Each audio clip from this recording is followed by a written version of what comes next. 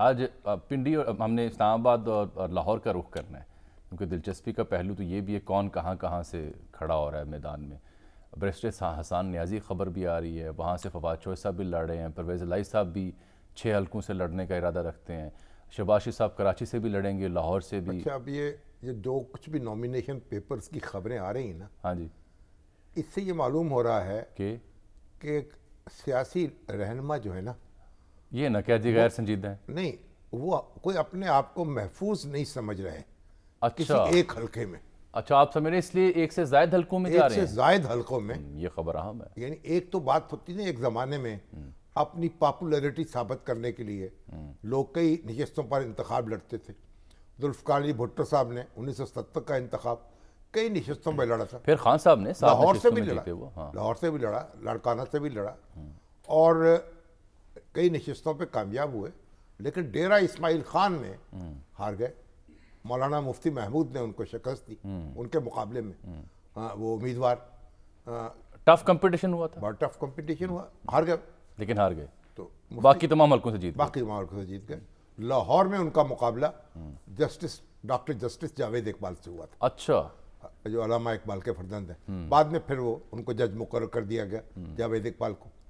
اور ایک اور شخص تھے میجر جنرل سرفراز، اچھا، میرا خیال میجر جنرل ہی تھے، شاید یہ لیفٹیننٹ جنرل ہو گئے ہوں۔ وہ تھے جب 1965 کی جنگ میں وہ لاہور جو ہے اس کی سرحد پر تعینات تھے، تو انہیں محافظ لاہور کا لقب دیا گیا۔ اچھا، اور تو یعنی اس کا مطلب بھٹو صاحب کا مقابلہ کسی عام شخصیت سے نہیں تھا کہیں بھی؟ پاکستان جمہوری پارٹی میں شامل ہوئے، اور راجہ نصر اللہ خان کی جماعت جو تھی، اور اس کے ٹکٹ پہ انہوں نے انتخاب لڑا۔ بھٹو صاحب کو اگینسٹ، بھٹو صاحب کے مقابلے میں جاوید اقبال اور جنرل سرفراز، ادھر سے مفتی محمود، اور دونوں جو تھے کوشش ہوتی رہی کہ دونوں میں سمجھوتا ہو جائے، ایک امیدوار کھڑا ہو۔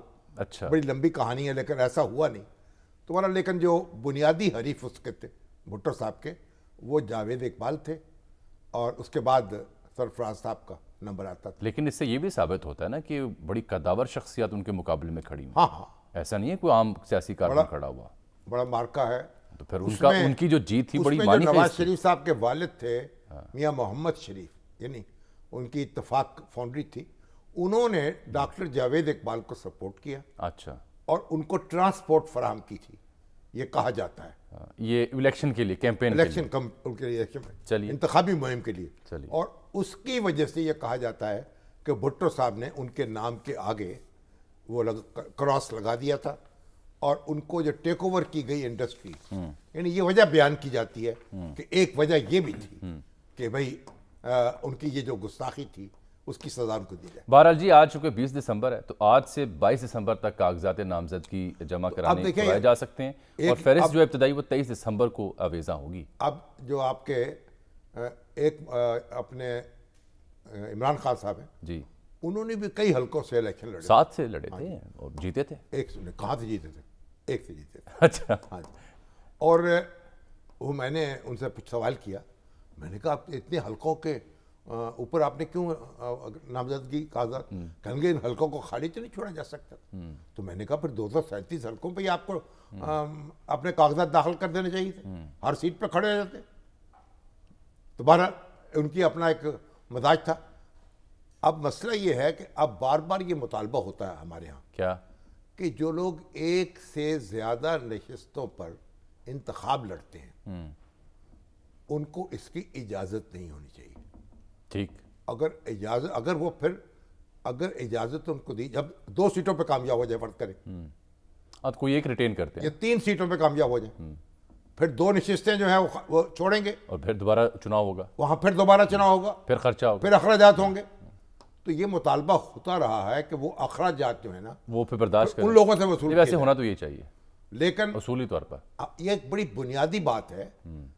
اور پھر یہ بھی شاید انڈیا میں تو انہوں نے کیا کہ 2 حلقوں سے زیادہ نہیں آپ لڑ سکتے، ٹھیک، مگر ہمارے ہاں ابھی تک ہم نے اس طرح کی کوئی اصلاح نہیں کی۔ چلیے اشفاق صاحب کے پاس چلتے ہیں۔ ابھی تو دیکھیں نا، وہ ہمارے پی ٹی آئی کے جو لوگ ہیں وہ دن رات ایک شوشے چھیڑتے کہ بھئی نواز شریف صاحب کے مقابلے میں فلاں صاحب ہوں گے، اور فلاں مریم کے مقابلے میں نہیں وہ شکوہ کر رہے ہیں کہ ہمارے کئی لوگ جو ہیں ان کو اشتہاری قرار دیا جا رہا ہے، کوئی 63 سے زائد کی فہرست جاری کر رہے ہیں کہ جو نامینیٹڈ ہیں اور ان کو کاغذات نامزدگی حاصل کرنے کی اجازت نہیں ہوگی، وہ نواز شریف کے مقابلے میں الیکشن لڑے گی، جو بھی ہو تو بہرحال تو آپ روک نہیں سکتے کسی کو. اب جس کو تو قانون نے نااہل قرار دے دیا ہے وہ تو حصہ نہیں لے سکے گا، اور جو اہل ہوگا وہ لڑ سکتا